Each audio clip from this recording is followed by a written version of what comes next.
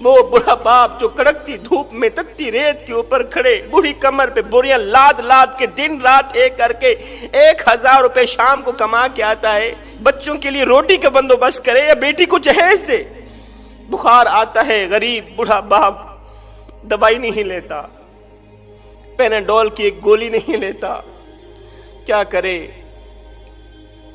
اولاد کو روٹی کھلائے یا دوائی لے، بیٹی کو جہیز دے یا اپنی دوائی لے۔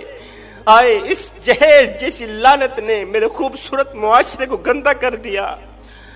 آپ دیکھتے نہیں ہیں ہمارے معاشرے میں جب کسی کی بیٹی کی شادی ہوتی ہے تو بیٹی والے بیٹی کا جہیز 4 پہیوں پہ بچھا دیتے ہیں، پھر محلے میں آواز لگاتے ہیں دوسری بچیوں کو، دوسری عورتوں کو، بچیوں آؤ ہماری بچی کا جہیز دیکھ لو۔ آپ دیکھتے نہیں ہیں ہمارے گاؤں میں یہ رواج ہے،